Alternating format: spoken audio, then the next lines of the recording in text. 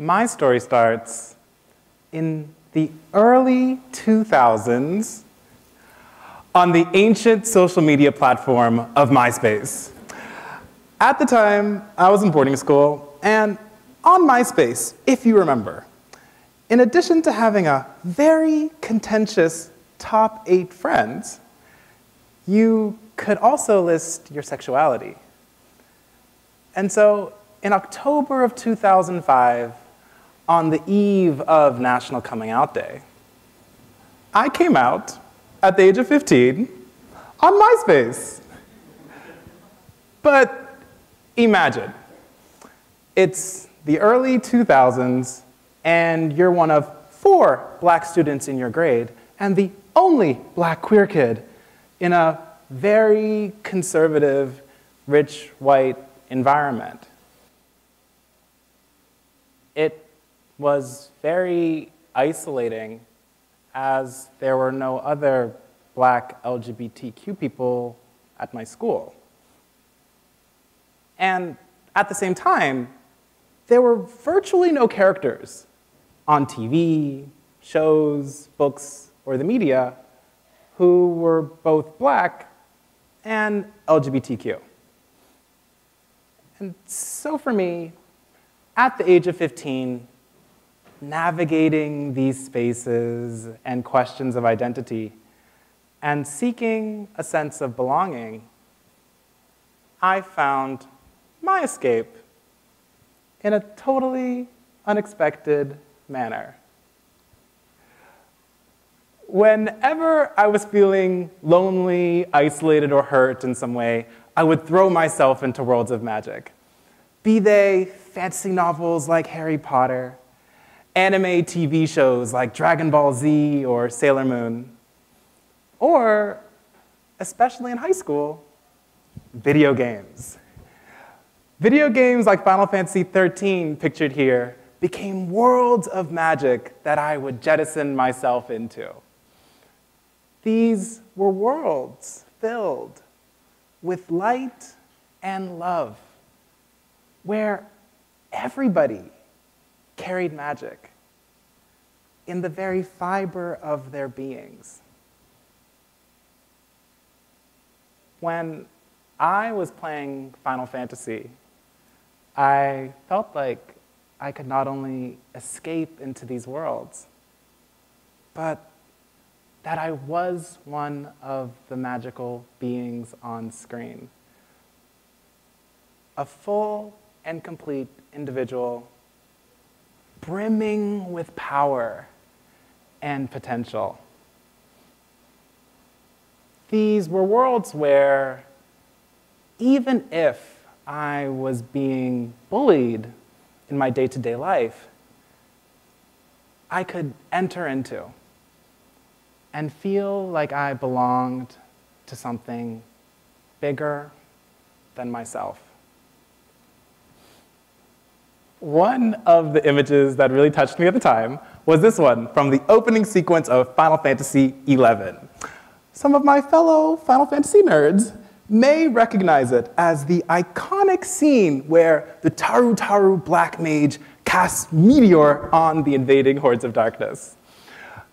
This image really marked me at the time, and I would come back to it again and again and again as a teenager.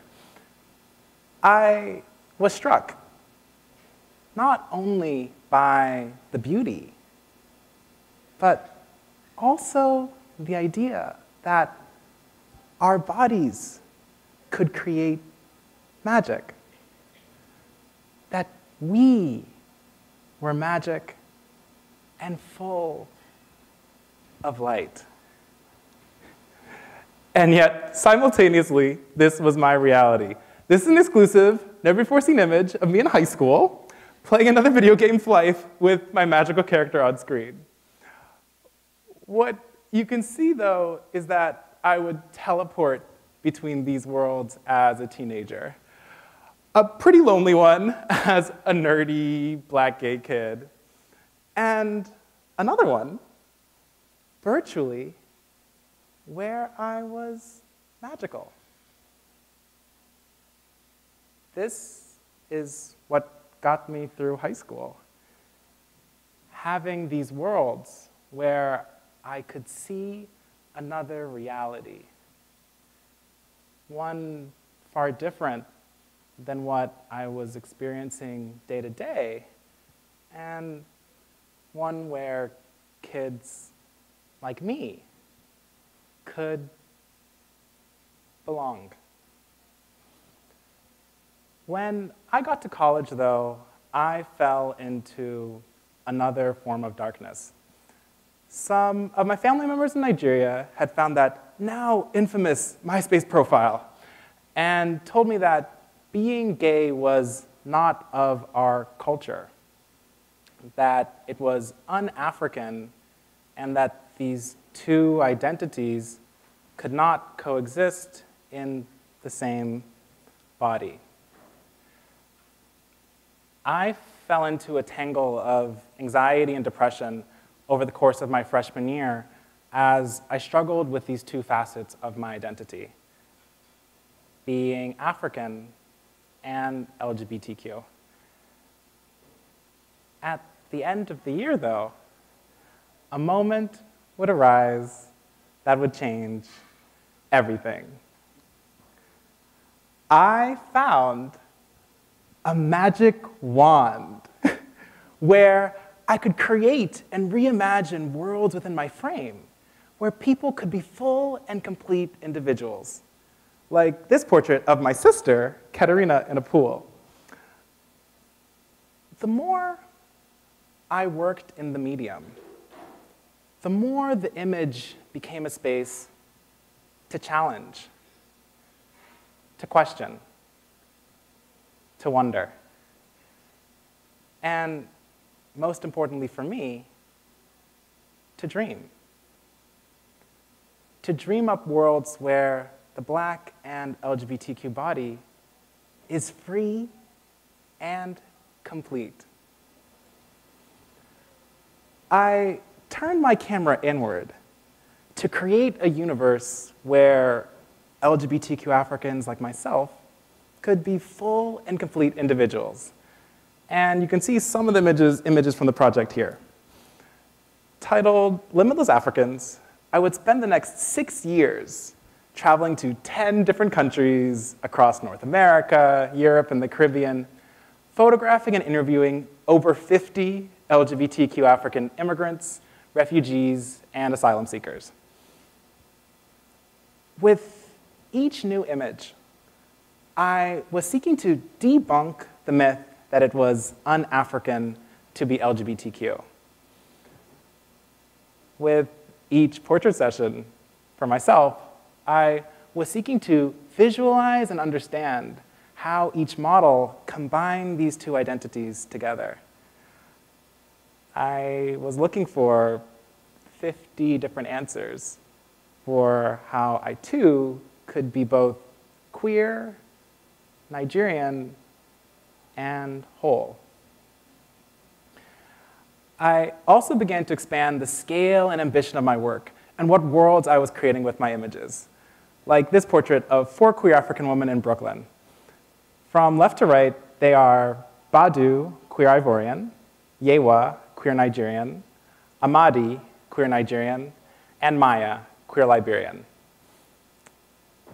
I realized that up until that point, 4 years into the series, I had only taken individual portraits of LGBTQ African immigrants and had done no group shots. I began thinking about how, as human beings, we are all inherently connected to one another. And that when we face great challenges in our lives or great joy, we can and do turn to one another for support. This interconnectedness necessitates community and working together. This interconnectedness is how I, as a young Black queer kid, found my voice in a Japanese video game, and how I learned to tell my story through and with others using my camera. A world of LGBTQ Africans would simply not be complete without portraits showing us in relationship with one another. After 6 years of work, Limitless Africans was released as a photo book on National Coming Out Day in 2019. This was exactly 14 years to the day after I came out on MySpace on National Coming Out Day 2005.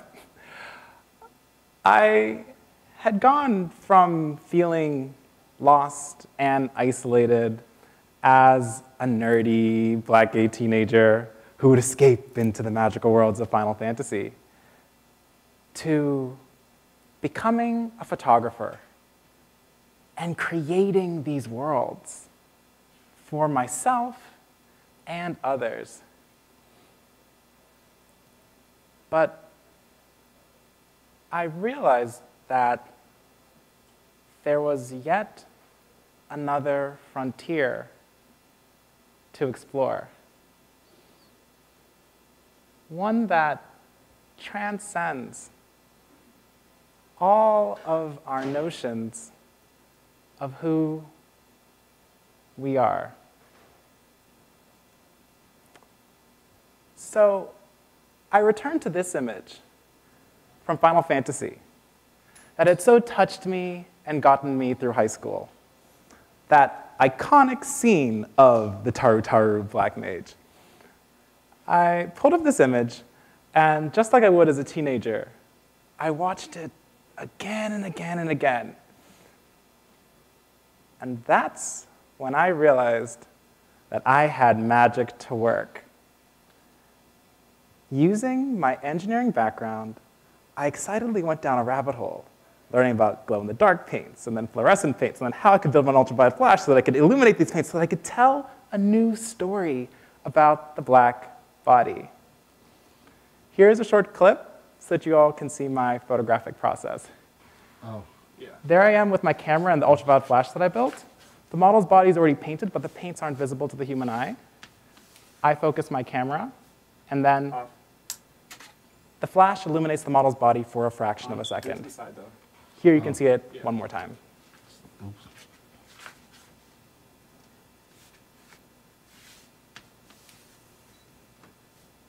Off. On. Do it to the side, though. Oh. And like that, we move from this world, this plane, where the model's body is already painted, but the paints aren't visible to the human eye, to this one. The same model, Sam, photographed with my hand-painted patterns illuminated under ultraviolet light. I've thought a lot with this series about how within the visible spectrum, we've created all of these systems of oppression. But if we transcend what's visible to the human eye, there's a world of magic that inhabits the black body. The person photographed here, told me that every black person deserves to see themselves in this way. And I ask myself how an internal transformation like that can transform the world.